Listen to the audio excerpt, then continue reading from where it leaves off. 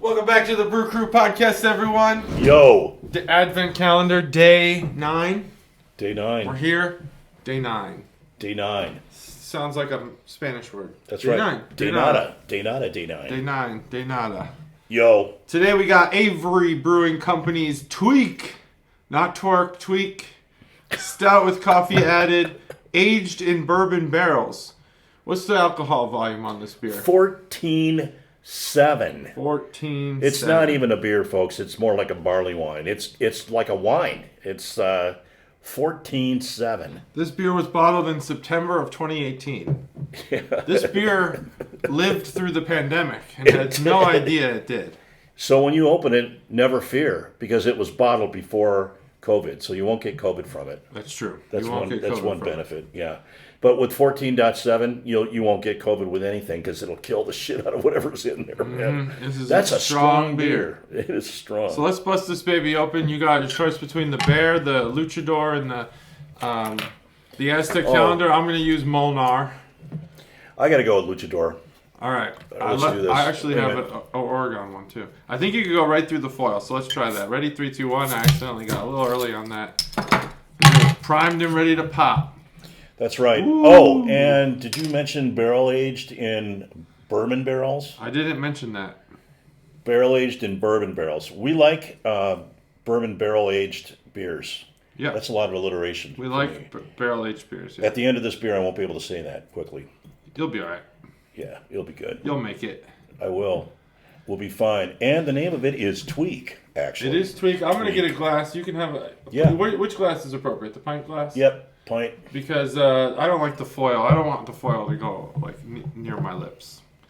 So, yeah, this is clean. Actually, for something like this... this... Oh, my goodness. Do you have one of those wide mouth dude. ones? Yeah, I know. Look at this. Wide mouth, no. Like a wide mouth pint glass? Like this? No, like a... Oops. What do you call it? Like almost like a snifter kind of a thing. It opens Like a up stem with stemware? Yeah. Like stemware? something No, like I that. don't. I don't have any of those. That's kind of a like for barley wine and stuff. They typically will serve it in a smaller glass. I'm sure many of you guys, fellow chuggalos have done that. We've been to breweries. They give you a tiny little glass. Yeah, exactly. Try to rip you off. Yeah, it's wide because there's a lot of alcohol and they want the fumes to blow off instead of it says. narrower. Well, first of all, it says to serve at 50 to 60 degrees Fahrenheit, and it has a little snifter there. See, there it is. There it is. It's on the bottle. There it is. You can see it for yourself at averybrewingco.com. That's what I was trying to say, snifter. Avery Brewing, words Boulder, do not come Colorado. 1993 OG craft brewer right there. Yeah, I guess so, man. OG. Well, bottled in 2018, they need to let that shit sit for a long time when it's got this much alcohol. Right. You really need to. Take it. I'm going in while you're talking. I'm going in for my Okay, first sip do here. it. So I made a Christmas cherry stout with my buddy Mike Phipps years ago, 25 years ago, when we were brewing beer together. And we made the mistake of cracking it open. We made it like 6 months in advance of Christmas, thinking, no problem, it's going to be great by the time Christmas rolls around. It was the most horrible tasting stuff you ever had. We ended up throwing out the whole lot. And then about a year later, I discovered 2 bottles in the back of my coat closet for some reason. I have no idea why I'd taken 2 out or whatever. And I called up Mike and said, hey, come over. I found these 2 bottles. Can you remember how crappy that stuff was? He goes, oh my God, that stuff was terrible. It's so sour. And he came over and we popped it open and it was unbelievable. It was lovely. You just had to let it sit for that long because it was so strong. So I think that's what the way this is. It's been How sitting long down. was that you waited on that? So it was a year and a half. Oh, year and a half. This is 5 years. This one's 5 years. 5 years. 5 years. This is old beer. Yeah. OG beer. Yeah, this Well, 14.7 2018. bourbon barrel aged. 2018. Now, man, it's this beer has a lot of strength. It's a very strong beer. I'm glad I opened it with Molnar because Well, you there's need some more. real Yeah. strength there. Yeah, I should have had you open mine. That's all right. I had my stretchy pants on. Yeah. So, Wow. You know, it's interesting. Well, go ahead. I was going to jump right in and go. Go ahead. Jump in. All right, I'm going. JT says go. I go. Okay, so really interesting. It's real sweet right away. You taste the sweetness right on the tip of your tongue, and it washes over your tongue through the whole through the whole palate. And there's a lot of caramel flavor, and there's a great coffee flavor. It's pretty strong, but not overpowering.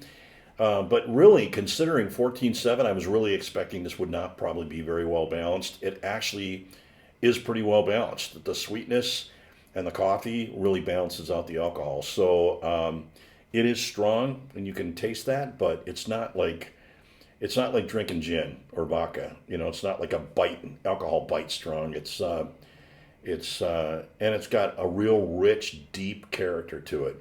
Probably from sitting for 5 years. I wonder, does it say on there how many months or years it was in the barrel?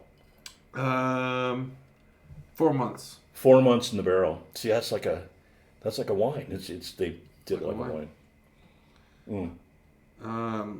There's a bunch of text on the side here, and I'm not totally following what they're talking about. But if I had to guess, there's some South Park references in here. Oh, really? I think because it's Boulder, Colorado. Boulder. The beer's called Tweak, which is a character in South Park, I believe. Oh. Now, I haven't seen every episode, so the hardcore South Park fans are going to be like, what the fuck, you don't know that? But listen, but it says something about, like, our very own Parker of the cartoon and coloring variety. I don't know what that means, but Trey Parker, maybe? I don't know. I don't think he's involved with this brewery. I don't know. But it talks around something, character... cat-loving variety. A character in the 17th season. Like, it's got to be South Park, right? But they talk about it like it's like this beer is the character, because then eventually it talks about taking a 4-month hiatus in bourbon barrels and whatever. All right. With coffee added. So we've talked about this a little bit on the podcast. I think you and I might have talked about this a little bit as well. Stouts pretty much with that coffee flavor come in two varieties. One where the malts are burned or charred a little bit. That gives the illusion that there's coffee in it. It gives you a coffee bitterness. Yep. Then there's the second kind, which this is, where coffee's actually added to the beer. That's right. That's right. So, that's last year. Good memory. That was last year? Oh, I feel like I've talked about that more recently. Maybe I talked about it with Chuggalo Timmy, who's not a Chuggalo at all. But, in spirit. It's good. Anyway, so this is the variety where coffee's added. Now, I will say, we've had a decent amount of bourbon barrel beers on this podcast. Many of them during the 3 advent calendars we've done. And I would say that as far as flavor profiles go, they're really hit or miss. I think that it is that binary on flavor profiles. You're either a gourmet beer or you're not. And that's really what these aged bourbon barrel beers, I think that they are the Gordon Ramsay of beers. I couldn't agree more. The very first one I had was right when we first moved here. You had, what the hell was the name of it? It was in your fridge. I remember you had me try one of those. Maybe Bourbon County or what is it? No, it was the BCBS? Scotch Ale. One was a Scotch Ale. Ale. What was that? What was the name of that brewery? They do a lot of bourbon aged, but I tried it and I tasted it and it knocked my socks off and I loved it, and I still do. I love these bourbon barrel aged beers. So our first exposure to this, well, at least my first exposure to this, was the BCBS, which is the Bourbon County brand stout from Goose Island. Really? Now, Goose Island makes, I can't say that this is a fact, but I'd say that in my opinion, they're the most famous barrel-aged stout in the world. Really? Like in the United States, at least. Wow. For a yearly annual release. It's a very niche category. I'm including the annual release part in there. So I'm sure there's more famous bourbon barrel aged stouts. But I think as far as annual releases go, that's probably the most popular one. People line up for that beer.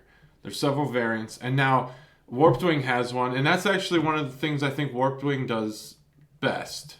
Is their I'll have to remember what it's called because off the top of my head, all I can think of is the word Ermels, and Ermels is not it. Ermels is the cream ale.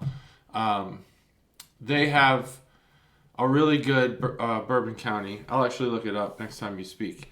But BCBS, yep, very popular. Avery, so this is an annual release as well, I believe. And I would say this is, annual barrel series.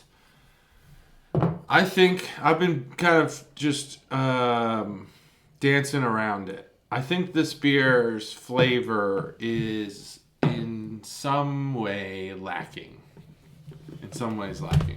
I heard you say, I was reading at the time you were talking, but I did hear you say something about the sweetness right away, and I think that's true. Yep. It's interesting because they don't supplement with, at least according to the bottle, they're not supplementing with milk. They're not supplementing with anything else. Yeah, It's straight barley. It's straight up Belgian barley. So that's where they're getting all the sweetness from, which kind of blows me away. I'm curious about the coffee that they add because if it's a significant amount, it's very good. If it's not a lot, then I don't taste it. I'm on the edge of whether, what I mean by that is, because I'm not really being clear. If I don't taste coffee in this. I do taste like a sweetness, which means that if there's a lot of coffee in this, whatever it is, because of the way that it tastes, it's probably pretty good coffee. But on the other hand, if there's coffee in here, and I don't know how I'm wording this, but I can't taste it. So either that's a good thing or it's a bad thing. Yeah, I'm not tasting the coffee. Wow. I'm not tasting the coffee. I'm definitely. I'm tasting this tastes to me a lot like some sort of maybe dark chocolate. Yeah, that's from the roasted. That's the first kind. Malt. Yeah. The roasted malt. Yeah, they call it chocolate stout a lot, and it's not chocolate at all. It's roasted malt that they use that makes it black and it imparts that character to it. I taste that a lot, but I do taste the coffee though, and it tastes good. A lot of times, I think you're right. There's either not enough coffee in there or there's too much coffee in there. Trying to strike that right balance. Yeah, I can't figure out. That's a good way to put it. I can't figure out whether what I'm saying is if there's too much coffee in here, it is. I don't know. There's probably not enough in here. Let's just be honest. There's probably not enough coffee in this beer. To me this tastes. Yeah, I get the chocolate stout reference, and I agree that many of them taste like dark chocolate as well as coffee. It is sweet. This is a sweet beer. It's very sweet. For 14%. Exactly. Like we talked about in the last episode, sometimes there's extra sugar. Yep. It feels to me like there's too much sugar in this beer. That's what I thought. Like it fermented and there's just sugar laying at the bottom or something, like a bowl of Frosted Flakes, you know? That's it. The sweetness we're tasting is the residual sugar that did not ferment out.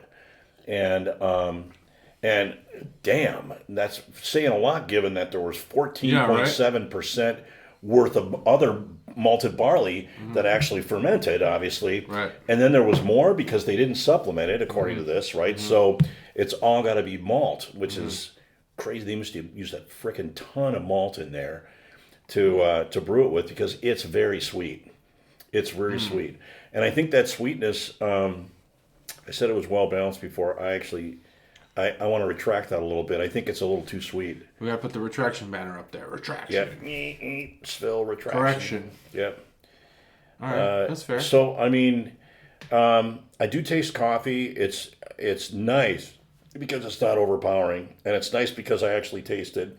But the sweetness keeps going and going and going and going. Like I have that last sip, which I had, I don't know, 45 seconds ago now.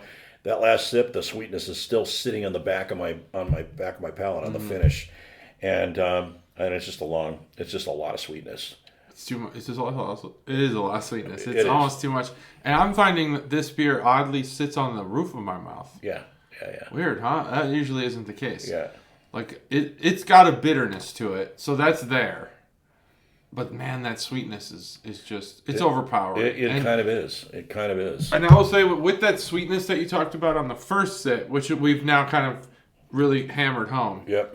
I did also taste a lot of booze on the first sip. And I don't know if that's because at the time it was colder, temperature-wise. or not, but the booze has hidden itself a little bit since we started. And I have been warming it up in my hands because it says to serve it warmer. And I want to give it its due. Because if this was ice cold like it was when we opened it, I think it's going to get a worse score. But maybe as it's warming up, it is better. But it's still overly sweet. I think, too, this is true of anything, right? When you're around something that's stinky and smelly in a few minutes, you get nose blindness. Yeah, you get nose blindness. You get taste blindness, too. Yeah. I think that's part of it. True. I think that's probably part of what's going on here, right? But I personally like this beer. I think it's great. I think it's a little overpowering. So it's not going to be my perfect chocolate stout or barrel-aged stout, but I like this beer a lot. I am getting the coffee now. Yeah. As it warms up? It's only in the breath. Yeah. It's in the breath. That's right. That's right. You taste it in the breath. I don't taste it on the tongue. Yep. Isn't that interesting? That's weird. So very interesting beer. It's not at all usual, but it seems like every Advent calendar we've had a high high octane barley wine-esque type of beer, and we've had we've had coffee stouts in every one of them too. Yeah. So and they tend to be higher alcohol content. This one is just really, really interesting. That like I said, I'm so surprised there's no additives in there. Like milk stout, you'd expect. Okay, well they use milk in there, so there's a lot of lactose in there, and there's a lot of extra sugar because of that, right? Mm-hmm. But they don't in this one. So really interesting. I love. Here's the other thing that I think is really subtle. What's that? It's not the. With the alcohol you can definitely taste, but I think the bourbon is very subtle. Yeah. I'm just getting it's just a hint of bourbon. I don't know that I'm getting any bourbon. Yeah, see? That's what I'm saying. It's real subtle, right? There's some that are just like really, it's prevalent. But maybe exactly. Not. Oh, by the way, I looked it up and I figured out what you'd given me. It was Backwoods Bastard. Oh, yeah, Backwoods Bastard. They don't make that anymore. Oh, they don't? No. Oh, that was so good. I love that, man. Now, they do make other one. Like, I think that's, who is that again? Founders. They make like do they make the Big Bad Baptist series? No. Who makes that? They gave... Founders makes some other... They make Canadian CBS, maybe? I don't know. Oh, I don't remember. Mind. They had... I had another of Founders that you'd given me that was a stout that was also barrel-aged. That was really good. I don't remember the name of that one, though. It's too bad that they don't make that Scotch ale anymore. That was really good. Yeah, that was a really good one. I like that one. So, so if we want to talk a little bit about can art, bottle art, but I don't want to go too deep into it. It does have an interesting, kind of theme there. Let's see. There we go. It is. It's got like a grinder or something, a coffee grinder on the front. Yeah. And it's it's burned into the wood, kind of, batch number 5. So with the foil on top, I don't know. I don't know if I like covering the bottle cap, but I'm fine with it. It doesn't hurt the beer or anything. But we've had beers. A lot of barrel-aged beers now come with wax over it, like a Maker's Mark kind of thing. Oh yeah. And this one comes with foil. I'm fine with that. There's a more mass-produced beer that has foil on it, right? Was it Stella maybe, or someone has like it? Yep. That's annoying if you're in a mass-produced beer and you have foil on the top. But this one's not. This is fine. I think that the foil fits the series. It's a barrel-aged series. It's a special release. It's kind of a roll out the red carpet type of thing, and that's what they did. They rolled out the gold foil. Now let me ask this, John. Have you and Matt ever had Avery Brewing? Any Avery Brewing brews? I'm sure we have. I should have the spreadsheet at the ready, but I don't. Yeah, I don't remember any prior Advent calendars where we had any of their beers. I don't think so. But I think we've had Avery before. Yeah. Because I vaguely remember looking at this pristine brewery. It's very fancy. This brewery almost has a pretentiousness about it. I don't want to make any assumptions about these people or who they are or what they stand for. They might be the coolest dudes ever. And they look pretty, like the pictures of the people They look fine. They look like fun people. But the brewery, it's ultra clean. It's very modern. For somewhere that's been around since 93, I think they probably, they're allowed to be a little pretentious. 30 years. Because they've been around since the beginning. Yeah. And they know, like, craft beer is defined by the originators. Yeah. Now, they're obviously not, from the 1400s or whatever. But they've been around in the United States for a long time. So they have a reputation. Boulder, Colorado, hard to be. Yeah. It's hard to be. Colorado's got great beer. It's hard to be, I don't know, like in the conversation from there, but they've done it, obviously. Yep. I think that you got like Portland, you got California, you got Asheville, you got New York. There's a couple places where people can kind of wiggle their way into the conversation. Oh, we're craft brewers. Yep. Ohio's done a good job of it. Colorado is obviously now known as one of the best craft beer states in the country, but I don't think that in the 90s that was the case, especially with, like, Coors was making their national push for a while there, so I think they were. I remember my family's got a homestead cabin up in Estes Park, and I remember at the time the whole, the microbreweries were craze was just starting up there. Yeah. And so Estes Park is just a little north, maybe half hour, 45 minutes north of Boulder. So it was just the thing was starting, and it was really taking hold. People from Colorado really dug it, and that was a long time ago. I still have my Estes Park brewery hat. I'll have to wear that one of these days. All right, let's score this beast. Oh man, I could go first. I think this beer hits a lot of the right notes. Is it the best barrel aged beer I've ever had? No, not at all. Is it a conversation starter? Well, we had a conversation, but we don't have much trouble with that. So I would argue that this beer is probably not in the top tier even of barrel-aged stouts that we've had on the show. I've shit on a lot of these beers. Like BCBS, for the first few years, I've shit on it hard, and I still don't think that it lives up to its reputation. But there are some that do. The Warped Wing one, which I owe it to them to look it up and say the name of it, because I forgot what it is. It's an annual release. And there's a few other ones that I've found are just phenomenal. The Canadian Breakfast Stout, which I believe was barrel aged in first maple barrels, then bourbon barrels. Really? Or vice versa. And that was Founders, John? I think that was Founders. And that beer, we had it on the show in 2019, I think maybe, like a long time ago. Mm-hmm. It knocked our socks off. We were like, if you find this beer, buy this beer. They don't even make it anymore.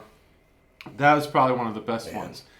I don't see myself being like, oh, that Avery beer was the best one we've ever had. It's far too sweet.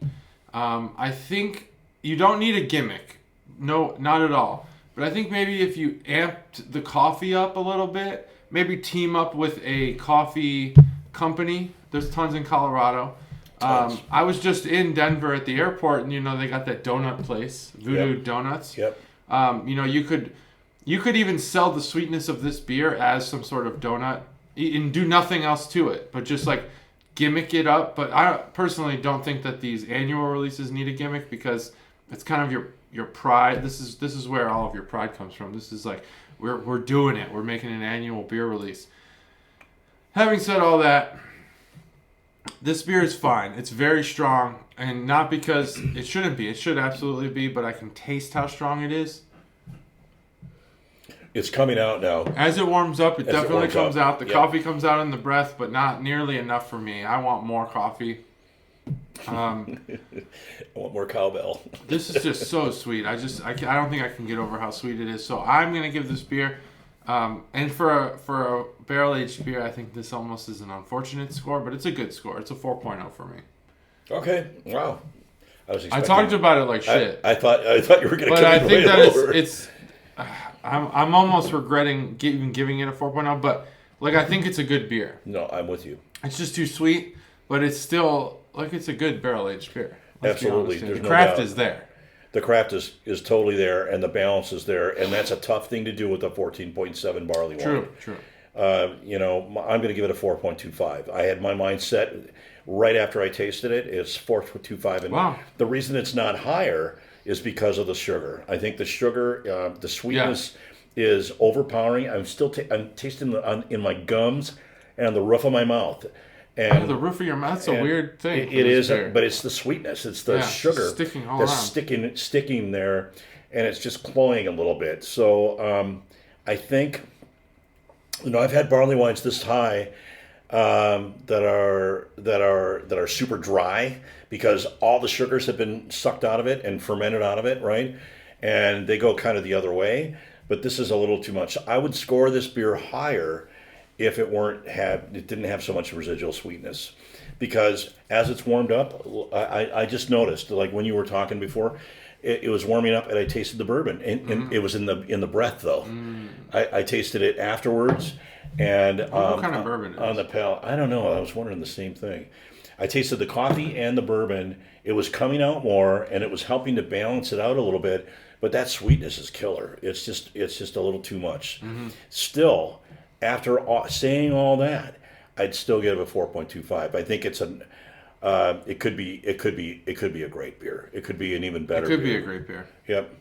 So You gotta change something. Yep. I'm with you. It's great. It's already really good. It's great. It's kind of one of those ones that we'll remember in the future from this year. And but could have been higher. Yeah, I Could have been agree. higher. Well, that's it. That's day Yep. 9. Day 9. Day 9. Brew Crew Podcast. See you tomorrow. Later.